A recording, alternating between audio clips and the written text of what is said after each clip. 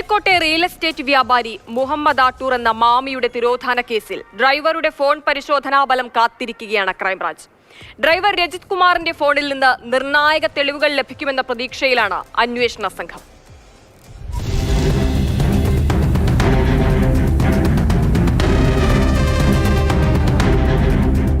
ഈ കേസായിട്ട് എനിക്ക് യാതൊരു ബന്ധവുമില്ല. എൻ്റെ അറിവോട് കൂടിയിട്ടോ ഞാൻ ചെയ്തിട്ടുമല്ല മാമയെ കാണാതായതു എന്തായാലും. റിയൽ എസ്റ്റേറ്റ് വ്യാപാരി ബാലുശ്ശേരി സ്വദേശി ആട്ടൂർ മുഹമ്മദ് എന്ന മാമിയുടെ തിരോധാനവുമായി ബന്ധപ്പെട്ട അന്വേഷണത്തിൽ മാമിയുടെ ഡ്രൈവർ രജിത് കുമാറിന്റെ മൊബൈൽ ഫോൺ പരിശോധനാ ഫലം കാത്തിരിക്കുകയാണ് ക്രൈംബ്രാഞ്ച് അന്വേഷണ സംഘം. ഗുജറാത്തിലെ ഡയറക്ടറേറ്റ് ഓഫ് ഫോറൻസിക് സയൻസ് ലാബിൽ നിന്നുള്ള പരിശോധനാ ഫലം കേസിൽ നിർണായകമാകുമെന്നാണ് ക്രൈംബ്രാഞ്ചിന്റെ പ്രതീക്ഷ. മാമിയെക്കുറിച്ചുള്ള വിവരങ്ങൾ ഫോണിൽ നിന്ന് ലഭിക്കാനിടയുണ്ട് എന്ന നിഗമനത്തിലാണ് അന്വേഷണ സംഘം. കാണാതായ ദിവസം അവസാനമായി മാമി ഫോൺ ചെയ്തത് രജിത് കുമാറിനെയാണെന്ന് അന്വേഷണത്തിൽ വ്യക്തമായിട്ടുണ്ട്.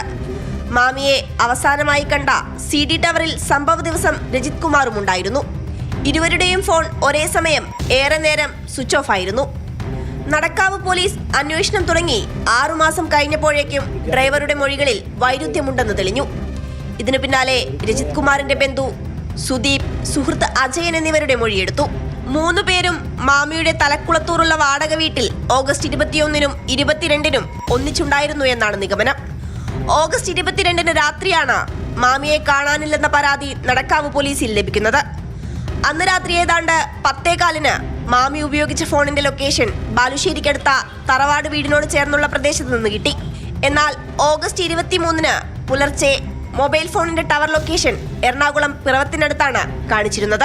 ഈ അന്വേഷണ ഉദ്യോഗസ്ഥരെ ശരിയായ രീതിയിൽ ചോദ്യം ചെയ്താൽ അന്ന് മനസ്സിലാവും അവരെ ആരാണ് സ്വാധീനിച്ചത്, എന്തിൻ്റെ പിറകിലാണ് അവർ പോയത്, അവരെ ഭീഷണിയാണോ ഉണ്ടായിരുന്നത്, അതോ മുകളിൽ നിന്നുള്ള ഉത്തരവാണോ, ആദ്യം കാടിളക്കി അന്വേഷിക്കേണ്ട എന്ന് SHOയുടെ ഭാഗത്തുനിന്ന് ഉണ്ടായി എന്നുള്ളത് നമ്മൾ കേട്ടിരുന്നു. അപ്പോൾ കാടിളക്കി അന്വേഷിക്കേണ്ടെന്ന് മുകളിലെ ഏത് ഉദ്യോഗസ്ഥരാണ് പറഞ്ഞത്? ശരിക്കും ആൻസറബിൾ ആണ് ഇന്നത്തെ അന്നുണ്ടായിരുന്ന SHO. ഇതേ പോലീസ് ഉദ്യോഗസ്ഥർ ഈ സർവീസിൽ ഉണ്ടായിരിക്കെ അന്വേഷണത്തിന് എത്രത്തോളം അത് ശരിയായ രീതിയിൽ അന്വേഷണം, ഒരു ക്രിയാത്മകമായ രീതിയിൽ അന്വേഷണം നടക്കുമെന്നും നമുക്ക് വിശ്വാസമില്ല. അപ്പോൾ അതിനെ ഇവരെ ഇതിൽ മാറ്റി നിർത്തിക്കൊണ്ട് ഇവരെ പേരിൽ കേസ് രജിസ്റ്റർ ചെയ്തു. ഓഗസ്റ്റ് 21-ന് രാവിലെ സൗത്ത് ബീച്ചിലെ ഹോട്ടലിനു സമീപത്തുള്ള കെട്ടിടത്തിൽ ഓഫീസ് വാടകയ്ക്കെടുക്കുന്നതിനായി മാമി എത്തിയിരുന്നു. എന്നാൽ അവിടെ CCTV ദൃശ്യങ്ങൾ പ്രവർത്തിച്ചിരുന്നില്ല. അതിനാൽ മാമിക്കൊപ്പം ആരൊക്കെയാണ് ഉണ്ടായിരുന്നതെന്ന് അന്വേഷണ സംഘത്തിന് അറിയാൻ കഴിഞ്ഞതുമില്ല. കേസിന്റെ പ്രാരംഭഘട്ടത്തിൽ തെളിവായി CCTV ദൃശ്യങ്ങൾ ശേഖരിക്കാൻ കഴിയാത്തതിനാൽ ലോക്കൽ പോലീസിന്റെ അന്വേഷണത്തിന് വീഴ്ചയുണ്ടായതായി ക്രൈംബ്രാഞ്ച് വിലയിരുത്തിയിരുന്നു. 2023 ഓഗസ്റ്റ് 21-നാണ് മാമിയെ കോഴിക്കോട് നിന്നും കാണാതായത്.